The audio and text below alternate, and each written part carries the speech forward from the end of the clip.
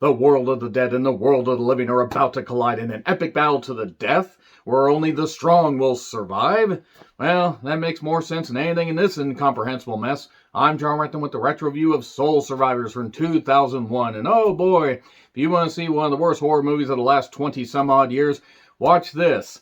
Fucking goddamn Christ. It was edited heavily to get that PG-13 rating to attract a teen audience. They should have tried attracting an audience with a working brainstem. However, that would have required anybody putting this thing together to have an attached brainstem. Especially any of the studio execs that decided to say, yeah, this is the best goddamn cut we can go with. Just shove that out there. People will watch it.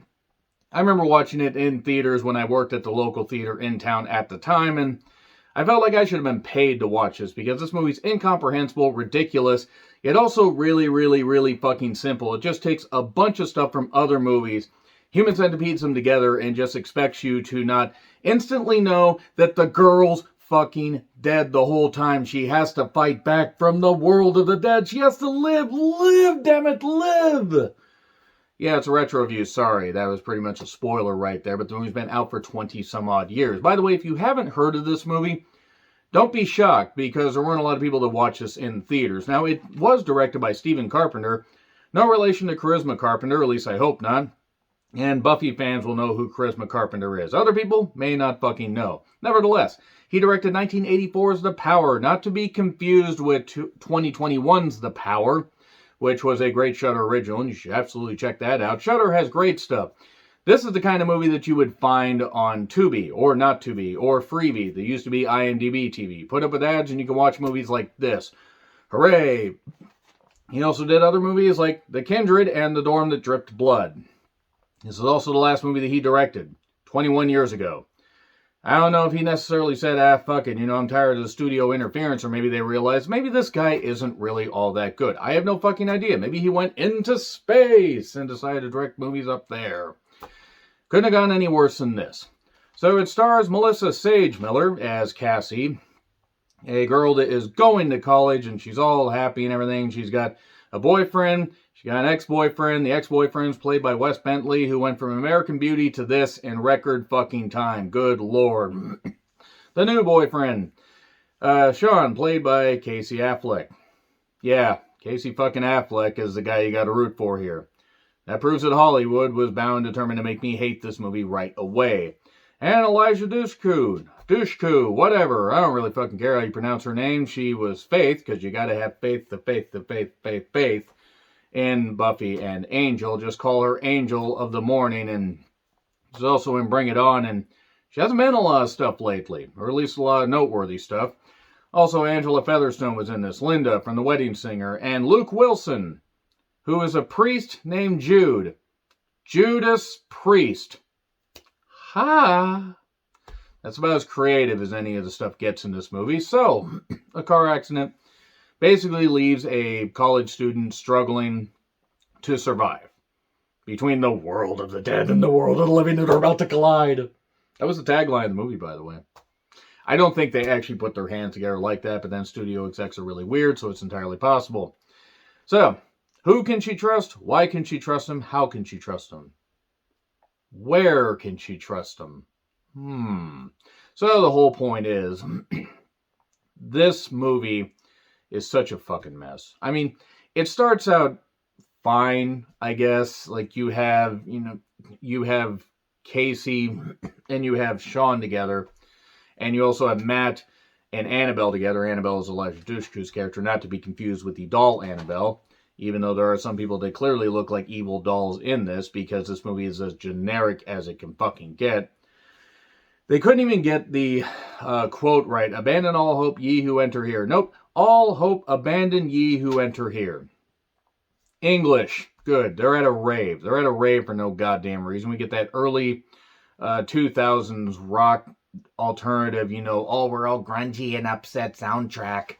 And then, so they're doing whatever fucking shit they do, and then there's these weird villainous goth guys, like one guy with massive razor burn and one guy with the mask straight out of, any, dollar dime store shop that there is. Just a mask that covers his face, and no, you can't see me. I have a mask. You can't tell who I am. No, it doesn't actually look like that, but it actually looks more convincing, just me doing that. In fact, I would have watched a movie with a guy doing this. You can't see me. I can't see you either. Moving on from this. So they get in a car accident, and then we get weird stuff with Cassie basically dealing with her friends, but also dealing with the loss of Sean. It actually turns out to be turned on its goddamn ear a little bit later. Because it turns out that Cassie, even though she caused the accident inadvertently because she ran into a car that tried to play chicken, I guess, turn around the road and wait, we didn't think this person that can't stop in time on a rainy road would actually run into us. By the way, the rain falls and then stops depending on your perspective and and the camera shot they use. Massive, massive adding issues here and adding errors and all kinds of stuff. People will just pop into a scene and suddenly pop out, and then we'll just have weird jump scares and loud noises.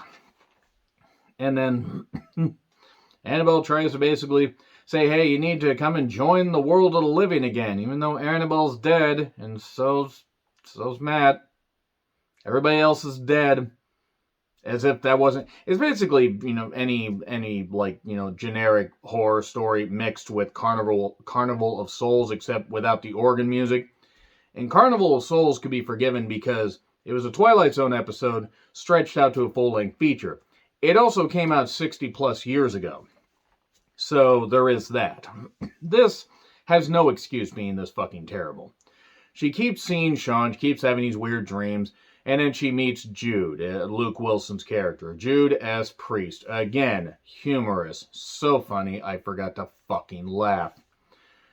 So everybody is already dead. They're all dead. Casey keeps seeing weird shit. She almost gets drowned in a pool. She stabs one of the guys with the weird mask on his face. She thinks that Matt is trying to get with her because Matt used to love her or still does love her. And even though apparently this is only 3 weeks after all this accident stuff, Annabelle is hooked up with Alicia or Angela Featherstone's character Raven, because that's so Raven. And this is 3 weeks after, so I just, because just why, I guess you could do anything in the world of the dead. You could be whatever you want. Could you be an interesting fucking character? This is also paralyzingly boring. There's no jumps. No jump scare, well, no good jump scares, and no scares. This actively takes scares away from better horror movies at the time, somehow. And, she doesn't want to, she doesn't want to die. She doesn't want to go with Sean, but she's confused because she doesn't realize that Sean's actually trying to save her, but she can't even save herself. No, she can't save herself. That's right, Stabbing Westward reference. And at one point, we hear and see a little bit of the sex between Annabelle and Raven in the library. Because, God, if you're going to bang, why not bang among a bunch of books? Because it's a reading rain bro. So, we get more and more bullshit. We get people chasing her around because they're the same people that were killed in that accident, so they're trying to drag her to the world of the dead. They go back to the rave, because why the fuck wouldn't you go back to the rave? And then you find Annabelle. No, I like it here. There's this one point with this one professor where he says, she notices her grade isn't on there. It's like, oh, there is no grade for this kind of test because she's caught in limbo. And even Raymond says, you belong to Sean. Go before it's too late. Go, get away. And then it turns out that she actually was hallucinating the whole thing with Jude as priest. Because, again, I just can't get over how stupid that fucking is. And she realizes that he died in 1981. Then a priest tries to assault her. That's good. It's not like priests are guilty of doing that for years and decades and fucking centuries. Moving on from that, she ends up, in surgery again because she kept having these surgical things about a brain hemorrhage that she had, after the accident because she hit her head.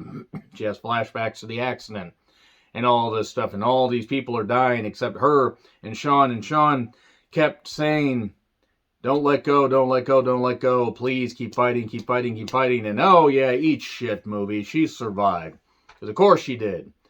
And she was in a coma for 2 days. I feel like this movie was written and filmed in 2 days. Yeah, Soul Survivors can eat absolute shit. This was terrible.